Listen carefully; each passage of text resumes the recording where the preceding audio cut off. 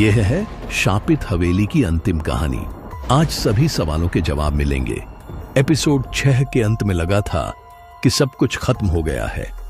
Containment ritual सफल हो गया था। साक्षी बच गई थी। राहुल, नेहा और साक्षी को लगा कि आखिरकार उनका बुरा सपना समाप्त हो गया है। लेकिन हवेली के खंडहरों में कुछ और हलचल हो रही है। कुछ ऐसा जो अब तक छुपा हुआ था, कुछ ऐसा जिसका सामना करने के लिए वे तैयार नहीं हैं। आज पता चलेगा कि हवेली की कहानी कितनी गहरी है। आज बूढ़े आदमी के सभी राज सामने आएंगे। आज पता चलेगा कि वो कौन है और क्यों वो इतने सालों से इस जगह से जुड़ा हुआ है। और सबसे बड़ी बात, आज पता चलेगा कि कबीर कहां है। क्या वो वाकई मर गया है या फिर कुछ और है जो अब तक छुपा हुआ था। यह अंतिम एपिसोड है। यहां होगा आखिरी सामना। यहां पता चलेगा कि कौन बचेगा और कौन हमेशा के लिए इस कहानी का हिस्सा बन जाएगा। क्या राहुल, नेहा और साक्षी एक साथ इस डर से बाहर निकल पाएंगे या फिर उन्हें भी वही सामना करना होगा जो कबीर के साथ हुआ था। आज सब कुछ तय होगा। आज पता चलेगा कि शापित हवेली की कहानी का अंत कैसा होगा। लेकिन सवाल यह है, क्या यह वाकई अंत है या फिर यह सिर्फ एक नई शुरुआत है। तो तैयार हो जाइए, क्योंकि जो कुछ भी आज होने वाला है वो आपकी सांसें रोक देगा। यह है अंतिम संग्राम। जमीन और जोर से कांपने लगती है। खंडहरों के नीचे से एक काली शक्ति उभरने लगती है। हमें यहाँ से भागना चाहिए। नहीं, अगर हम अब भागे तो वो पूरी तरह मुक्त हो जाएगा। हमें इसे यहीं खत्म करना होगा। अचानक खंडहरों के बीच से काला धुआं निकलने लगता है। धुआं धीरे धीरे एक विशाल छाया का रूप लेने लगता है। छाया में अनगिनत चेहरे दिखाई देते हैं, सभी पीड़ित, सभी भयभीत। उनमें से एक चेहरा कबीर का है। कबीर, वो अभी भी वहां फंसा है। छाया का आकार और भी बड़ा होता जाता है और एक भयानक आवाज गूंजती है। आखिरकार मैं मुक्त हो रहा हूं। सदियों का इंतजार खत्म हुआ।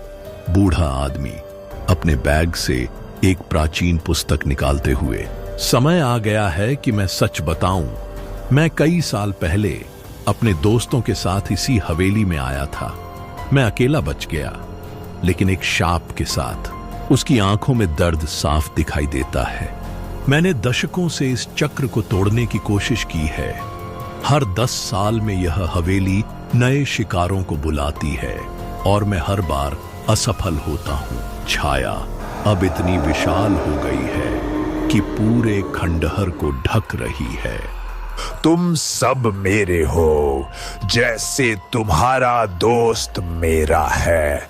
बूढ़ा आदमी तुरंत अपने सुरक्षात्मक पाउडर से उनके चारों ओर एक घेरा बनाता है। हमें गुप्त कमरे में जाना होगा, जल्दी। कौन सा गुप्त कमरा? ताबीज का उपयोग मार्गदर्शक के रूप में करते हुए इस मलबे के नीचे एक प्राचीन कमरा है। वहीं पर असली अनुष्ठान करना होगा। ताबीज का लाल पत्थर एक विशेष स्थान पर तेजी से चमकने लगता है। यहां, इस मलबे के नीचे। राहुल और नेहा जल्दी से मलबा हटाते हैं। नीचे एक प्राचीन पत्थर का दरवाजा दिखाई देता है, जिस पर अजीब प्रतीक उकेरे हैं। यही है वो जगह जहां सैकड़ों साल पहले जादूगर ने राक्षस को बंधक बनाया था। वे दरवाजा खोलते हैं।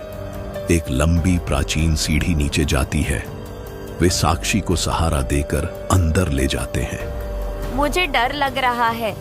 हम सब साथ हैं, कुछ नहीं होगा। वे एक गोलाकार कमरे में पहुंचते हैं।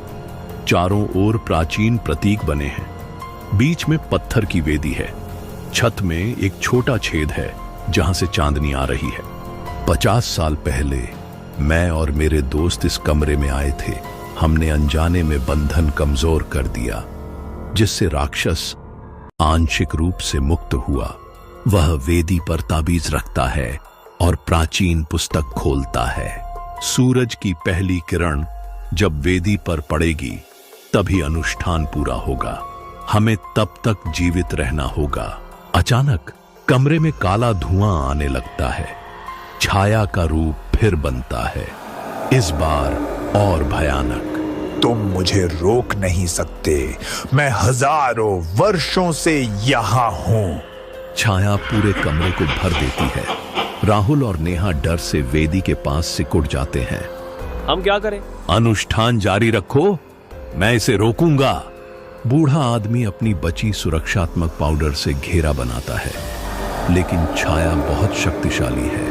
मैंने कबीर को देखा है, वो अभी भी लड़ रहा है छाया के अंदर से। वो हमारी मदद करना चाहता है। अनुष्ठान के लिए स्वेच्छा से बलिदान चाहिए। राहुल, तुम्हारा खून चाहिए, जिसने राक्षस का सामना किया और बचा है। राहुल हिचकिचाता है, फिर अपनी हथेली काटता है। बूढ़ा आदमी खून वेदी पर ताबीज के ऊपर बहाता है। छाया घेरे को तोड़कर वेदी की ओर बढ़ती है। तुम्हारा बलिदान व्यर्थ है, मैं अमर हूं। अचानक ताबीज चटकने लगता है, उससे प्रकाश की किरणें निकलती हैं और कबीर की आत्मा प्रकट होती है, अब पहले से अधिक स्पष्ट। कबीर, तुम वापस आ गए। कबीर की आत्मा के पीछे सैकड़ों अन्य आत्माएं दिखती हैं।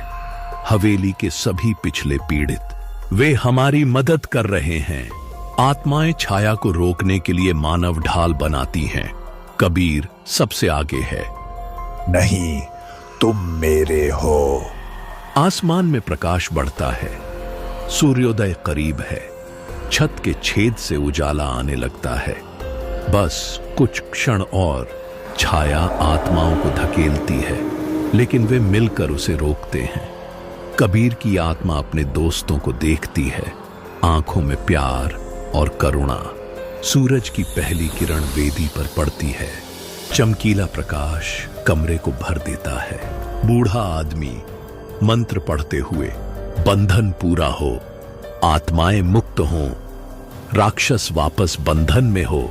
छाया चीखती है, प्रकाश उसे घेर लेता है। आत्माएं उसके चारों ओर घूमती हैं।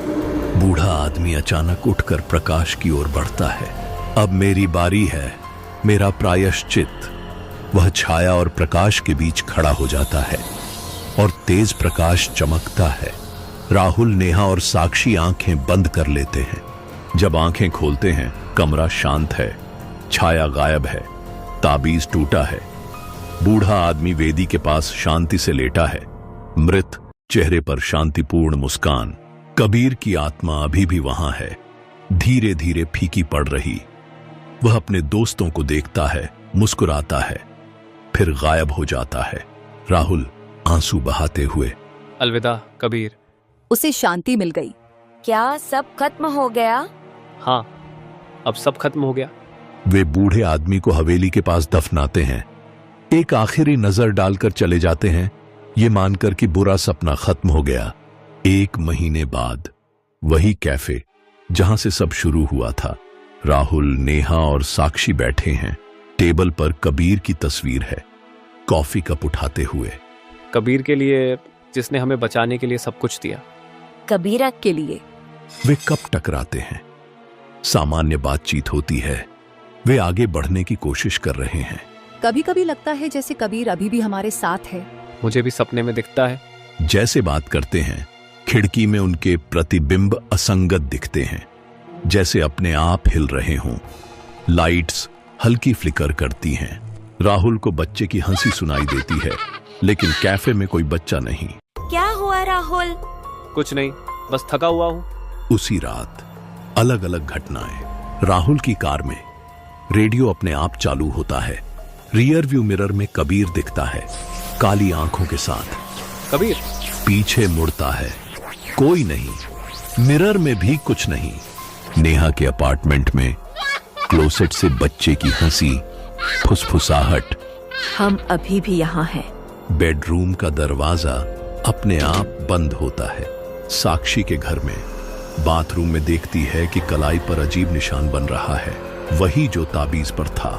साक्षी भयभीत, नहीं, ऐसा नहीं हो सकता। निशान धीरे धीरे बांह पर फैलता है। रात में हवेली के खंडहर, सन्नाटा, पौधे से अप्राकृतिक लाल चमक निकलती है। मैं हमेशा वापस आऊंगा, तुम्हारे सपनों में, तुम्हारे डर में। मलबे में ताबीज दिखता है, पूरी तरह अखंड और चमकता हुआ। मैं इंतजार करूंगा। हा हा हा हा हा हा हा हा हा हा हा। तो दोस्तों, कैसी लगी आपको ये कहानी? अपना फीडबैक हमें कमेंट बॉक्स में जरूर लिखकर बताएं। और अगर आपने अब तक हमारे चैनल को सब्सक्राइब नहीं किया है तो जल्दी से कीजिए, क्योंकि आगे क्या होने वाला है वो सबसे पहले आप तक पहुंचता रहेगा नोटिफिकेशन के जरिए। और हां, बेल आइकन को दबाना मत भूलना, ताकि आप एक भी सस्पेंस या हॉरर अपडेट मिस ना कर पाएं।